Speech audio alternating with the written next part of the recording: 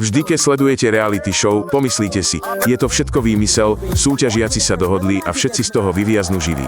Ale niekedy to tak vôbec nie je. Niektoré relácie zámerne doháňali ľudí k skutočným nervovým zrúteniam, skutočným zraneniam a dokonca aj k úmrtiam, to všetko kvôli sledovanosti a reklamným peniazom. A najhoršie na tom bolo, že milióny divákov to sledovali naživo, tlieskali a požadovali ešte viac. Televízia im to rada dala. Dnes 5 skutočných príbehov o tom, ako televízni ľudia prekročili hranicu a čo sa stalo s ľuďmi, ktorých zneužívali kvôli sledovanosti a peniazom. Tieto príbehy nie sú vymyslené. Všetky sa stali na skutočných placoch so skutočnými ľuďmi. Presne ako vy. Niektorí z týchto ľudí sa nikdy úplne nezotavili. Producenti podpisovali zmluvy, diváci platili za sledovanie a účastníci boli psychologicky poznačení na celý život. Takto to naozaj vyzeralo. Televízia už dávno pochopila to najdôležitejšie. Ľudské utrpenie je podívaná. Čím väčšia bolesť, tým vyššia sledovanosť. A kým niekto sledoval, niekto iný platil svojim zdravím. Takže, začnime. 5 skutočných relácií. 5 príbehov o tom, ako televízia privádzala ľudí k záchvatom záchvatov, zatiaľ čo milióny divákov sledovali a nemohli odtrhnúť zrak.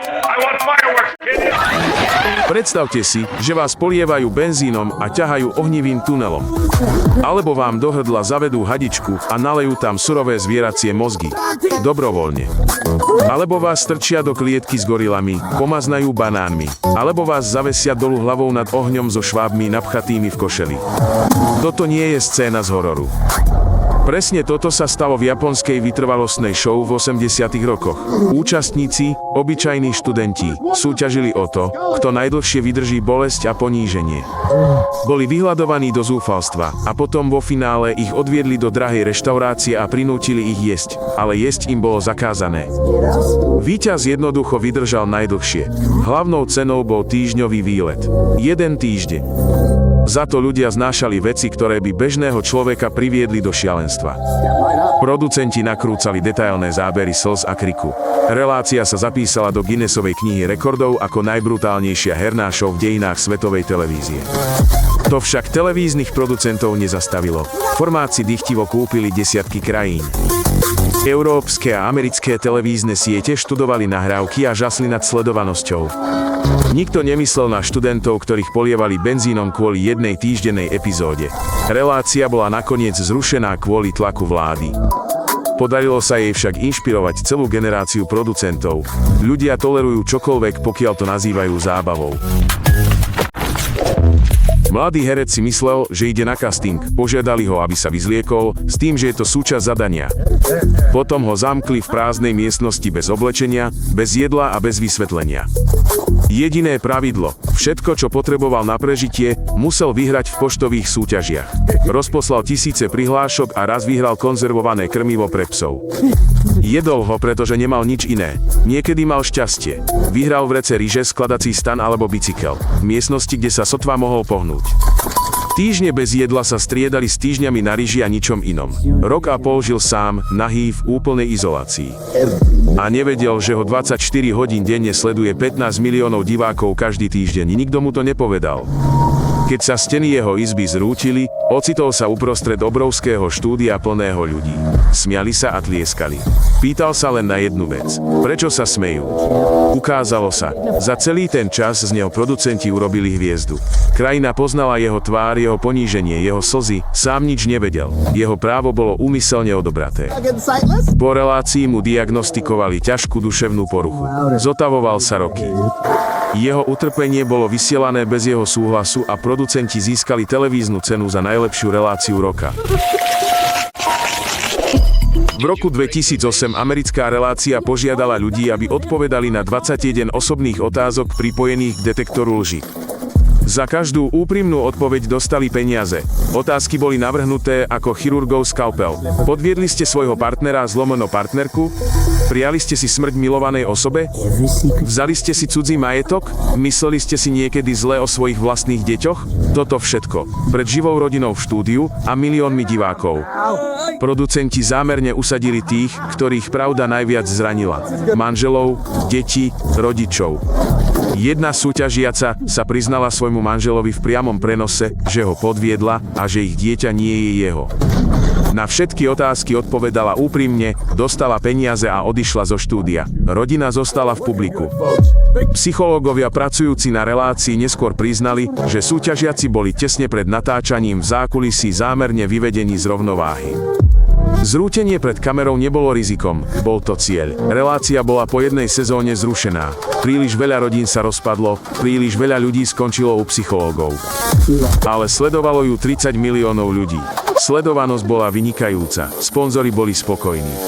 Ďalšia séria sa vyvíjala až do samého konca. Skutočná bolesť skutočných ľudí sa premenila na najpredávanejší obsah roka. Všetko pod zmluvou. Relácia je preč. Ale myšlienka žije ďalej. Každý rok niekde na svete prídu s novým formátom, v ktorom ľuďom ponúknú peniaze za to, aby sa zničili naživo v éteri. Holandský televízny kanál oznámil, že nevyliečiteľne chorá žena si v priamom prenose vyberie, ktorému z 3 účastníkov daruje svoju obličku. Traja skutoční ľudia, ktorí čelili smrti bez transplantácie.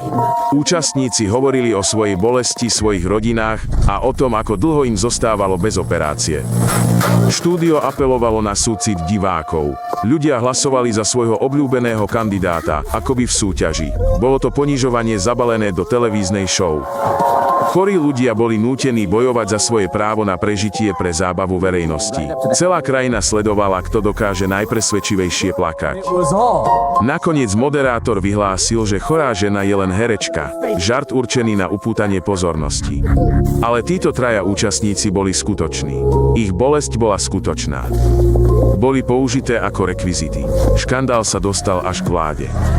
Parlament usporiadal vypočutia o prípustnosti takýchto programov. Producenti tvrdili, že chcú upozorniť na nedostatok darcovských orgánov. Nikto im neveril. Sledovanosť tohto vysielania bola rekordná. Kanál získal medzinárodnú pozornosť. Žiaden z tvorcov nebol potrestaný.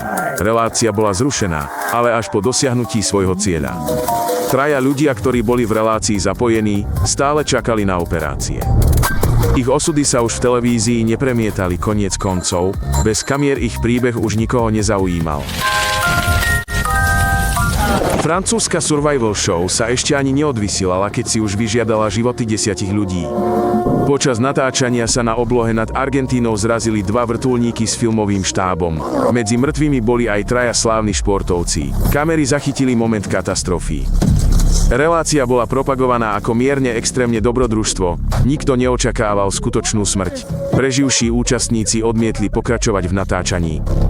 Projekt bol zrušený. Dátum tejto katastrofy sa vo Francúzsku pripomína ako deň, kedy reality show zaplatila najvyššiu cenu. Nie je to ojedinelý incident.